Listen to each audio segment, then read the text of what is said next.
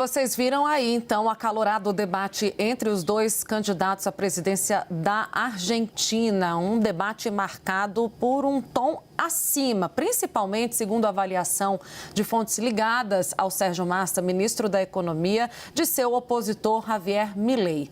Os dois candidatos estão disputando voto a voto o segundo turno das eleições, acirradíssimo. A última pesquisa da Atlas Intel aponta o Milei com 52%, um pouco mais do que isso, 52,1%, e Massa com 47,9%. Aliados do ministro da Economia, com quem eu conversei mais cedo, saíram do debate muito otimistas, convencidos de que conseguiram vencer Javier Milei. A mesma percepção que nos deu a correspondente Luciana Tadeu sobre o que foi repercutido na mídia argentina. Aliás, isso me foi citado também numa conversa que eu tive mais cedo. Acreditam os aliados de Massa que ele conseguiu demonstrar firmeza e conhecimento, enquanto emparedava, esse mesmo termo foi utilizado, Javier Milei ao cobrar explicações do seu próprio plano de governo, principalmente naquelas questões mais sedutoras, que são consideradas pelo grupo político de Massa impossíveis de serem colocadas em prática. A dolarização, a extinção do Banco Central, a ideia, segundo os interlocutores da equipe de Massa, sempre é expor ao público a dificuldade de colocar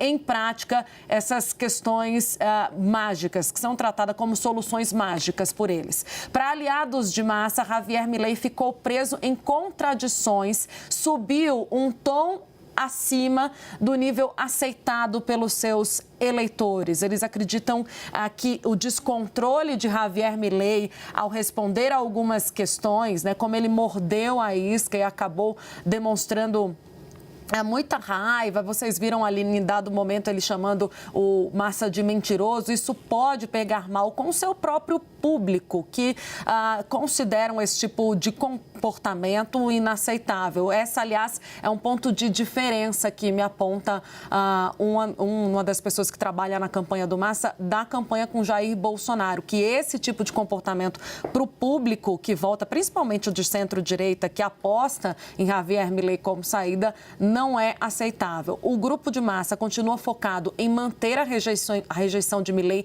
alta, e as peças publicitárias têm dado bastante enfoque em assuntos com alta rejeição entre os argentinos, a exemplo da livre importação de arma. Nessas campanhas, eu tive acesso a alguns vídeos que circulam pela campanha de Sérgio Massa. Javier Milei é tratado como desumano, insensível, perigoso, agressivo. Todos esses são adjetivos usados para que Massa consiga expor as ideias de Javier Milei. E Massa, que tem contra si, né, essa economia despedaçada, é ministro da Economia e precisa necessariamente responder sobre isso, a campanha tenta tirar um pouco o foco disso, focando nas questões do seu adversário, as questões polêmicas. Aí eu pergunto para uma dessas pessoas envolvidas na campanha, qual será o próximo passo, né, até a reta final, qual será a estratégia de Sérgio Massa? É responder por que eu, Sérgio Massa, quero ser presidente ao meu eleitor. Vamos chamar para essa conversa o nosso diretor editorial em Brasília, o Daniel Rittner, que também tem apuração de bastidor com a campanha do Sérgio Massa. Dani, vem para cá para a gente falar o que você ouviu de nomes próximos ao ministro da Economia. Eles também concordam que foi um bom debate para o Massa?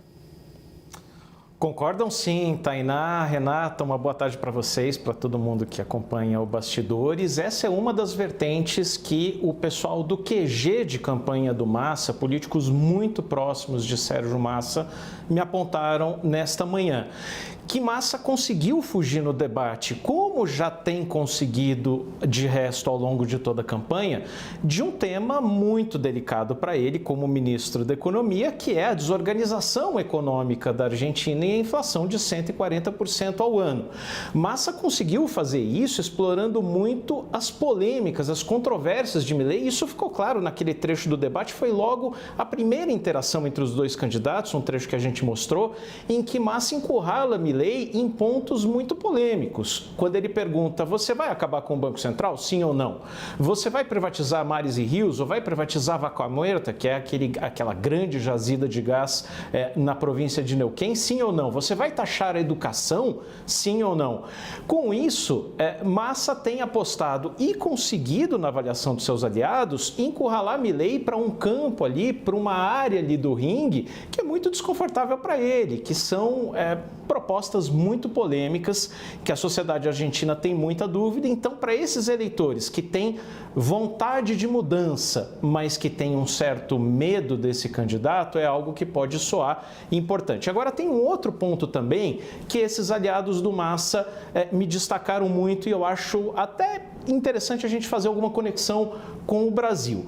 O peronismo tem uma máquina eleitoral muito arraigada por todo o país. É a principal força política do país há 70, 80 anos. Então, obviamente, se você vai para o interior do país, cada cidade, cada província tem uma máquina peronista muito forte. E aí, qual que vai ser o grande desafio numa eleição tão apertada? Mobilizar esses eleitores peronistas para irem votar. Por quê? No primeiro turno, aqui é um sistema bem diferente de votação do Brasil.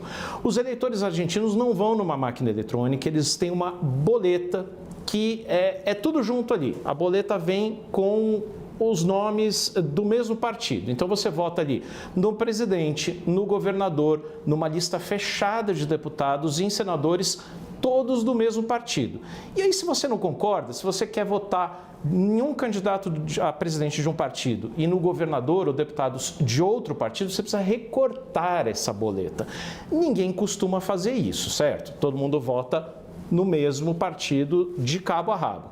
Bom, o que acontece no primeiro turno? No primeiro turno, os candidatos ao governo, os candidatos ao Senado, os candidatos a deputado têm um interesse muito grande, um incentivo muito grande a pegar esses eleitores no interior do país ou no conurbano de Buenos Aires, na grande Buenos Aires, e ajudarem o governo, a máquina, a levar esses eleitores para votar. No segundo turno, esse incentivo para os caciques locais desaparece, porque estamos falando só de uma eleição entre dois candidatos a presidente. Milei não tem nenhuma máquina. O partido A Liberdade Avança é muito recente, ele não tem essa estrutura por toda a Argentina, mas o peronismo tem. Então, qual que é a importância ali, qual que é a estratégia nesta reta final de Sérgio Massa e do peronismo? Tentar mobilizar esses caciques locais na província de Buenos Aires, no interior, para que esses eleitores possam votar no dia 19, que sejam até levados para a urna num sentido figurado, por meio de incentivos, ou como a gente conhece a política local, eu morei na Argentina, vi isso, testemunhei, em dia de eleições tem político levando até de Kombi, levando de peruas eleitores para votar. Então isso acontece, essa máquina peronista precisa se fazer presente para uma eleição assim tão disputada ali na unha, para que esses votos se façam decisivos. Ter controle da máquina pública é algo valioso aqui no Brasil, mas também na Argentina e em qualquer lugar. É isso que o peronismo vai colocar à prova, né? Esse tipo de força assim, ainda tem ali o controle, como gostaria dessa máquina ou não. Agora, Daniel, 2 apontamentos. O primeiro, gente, eu me arrepiei inteira de pensar em ter que recortar uma cédula para conseguir votar em quem eu quero. Obrigada, urna eletrônica, por você existir, que a gente não tem que passar por esse tipo de coisa.